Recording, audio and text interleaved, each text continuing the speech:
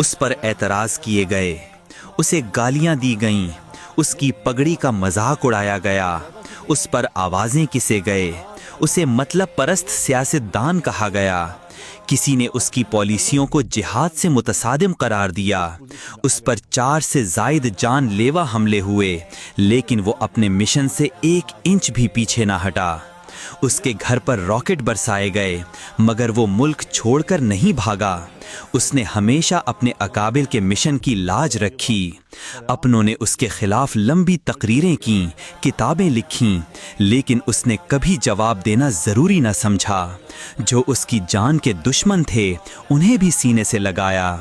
مجھے یاد ہے وہ لمحہ جب کراچی کے ایک معروف عالم نے 1.5 گھنٹے کی تقریر صرف اس کی کردار کشی کے لیے کی، اس کی قربانیوں کو چھپا کر اسے مفاد پرست ثابت کرنے کی کوشش کی۔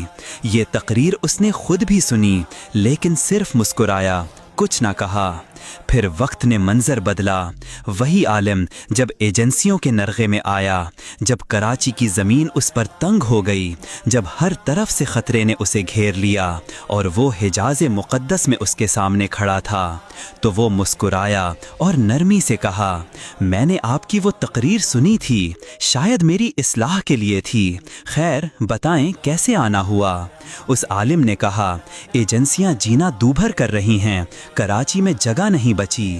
تو وہ بول پڑا، جائیں، آج کے بعد کوئی آپ کو کچھ نہیں کہے گا۔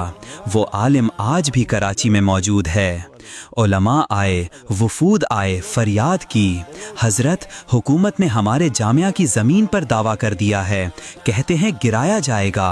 وہ مرد قلندر کھڑا ہو گیا، جامعہ کے سامنے، مسجد کے سامنے، ایوان اقتدار والوں سے 2 ٹوک کہا، یہ جامعہ بھی یہیں رہے گا، یہ مسجد بھی یہیں رہے گی۔ چشم فلک نے وہ منظر دیکھا، وہ جامعہ آج بھی وہیں ہے، وہ مسجد آج بھی قائم ہے۔ اسے کہا گیا، لال مسجد کھلوا دو، جامعہ حفصہ بحال کروا دو۔ وہ میدان میں اترا، حکومت سے معاہدہ کروایا اور دونوں ادارے بحال کروا دیے۔ اس کی کردار کشی کی گئی، کہا گیا کہ ہر حکومت میں شامل ہوتا ہے، لیکن اس نے اپنی ذات پر مسجد اور مدرسے کو ترجیح دی۔ جو کیچڑ اس پر اچھالا گیا، اس نے اسے جواب کے قابل نہ سمجھا۔ اسمبلی میں آواز اٹھی، ناموس رسالت کا قانون بدل دیا جائے۔ ابھی وہ آواز مکمل نہ ہوئی تھی کہ اسمبلی اس کی گرج سے لرز اٹھی۔ کراچی کے در و دیوار نے گواہی دی۔ ایک شخص چیخ چیخ کر کہہ رہا تھا، اے مغرب کے غلاموں، اگر تم نے پوپ بینیڈکٹ سے یہ وعدہ کیا ہے کہ اس قانون کو بدل دو گے تو سن لو، میں نے روزہ رسول صلی اللہ علیہ وسلم پر عہد کیا ہے کہ جب تک جسم میں جان ہے یہ قانون نہیں بدلے گا۔ اس کی آواز نے گستاخوں کی آوازیں دبا دیں۔ ختم نبوت کا مسئلہ آیا تو اس نے جرت و بہادری کی وہ مثالیں قائم کیں کہ اکابرین ختم نبوت بھی داد دیے بغیر نہ رہ سکے۔ جب محمد بن قاسم پر اعتراضات ہوئے اور راجہ داہر کو ہیرو بنانے کی کوشش ہوئی تو وہ پھر سامنے آیا اور 2 ٹوک اعلان کیا، میرے اکابر کے خلاف بھونکنے والی زبانیں کاٹ دی جائیں گی۔ چاہے اسلامی شناخت کا دفاع ہو، عورت کو مادر پدر آزاد بنانے کی سازش ہو، مدارس پر پابندیوں کا معاملہ ہو، علماء کی رہائی کی جد و جہد ہو یا مساجد پر چھاپے، وہ ہر محاذ پر ڈٹا رہا۔ اس نے اسلام کا پرچم بلند رکھا، اس نے اکابر کا سر فخر سے اونچا رکھا، اس نے دیوبند کے فرزندوں کو جھکنے نہ دیا۔ وہ یورپ کی پارلیمنٹ تک گیا اور اسلام کا پیغام عزت کے ساتھ پہنچایا۔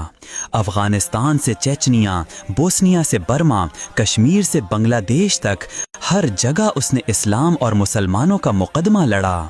مگر افسوس ان نگاہوں پر جو اپنا محسن نہ پہچان سکیں، صد افسوس ان لوگوں پر جو میڈیا کے جھوٹے پروپیگنڈے کا شکار ہو کر اس پر من گڑت الزامات لگاتے رہے۔ آخر یہ ہے کون؟ جاننا چاہتے ہو، پہچاننا چاہتے ہو؟ تو آؤ اپنی آنکھیں بند کرو اور ذرا تصور کی آنکھ سے دیکھو۔ یہ لاہور ہے، جامعہ اشرفیہ کا وسیع حال، علماء کا سمندر، نورانی چہروں کی بہار، اور وہیں ایک نوجوان عالم اپنے پر اثر انداز میں کہہ رہا ہے، اے قائد محترم، اسلام، پاکستان اور مدارس کے لیے آپ کی جو خدمات ہیں، اس قوم کو ان کا 5% بھی بھی علم نہیں۔ تمہیں تمہارا تصور دکھائے گا کہ امامہ جبرائیلی پہنے ایک شخص وہاں بیٹھا ہے جس پر سب کی نظریں جمی ہوئی ہیں۔ جی ہاں، یہی ہے وہ جسے ابن مفتی محمود کہا جاتا ہے، یہی ہے وہ جسے قائد جمعیت حضرت مولانا فضل الرحمان کہا جاتا ہے۔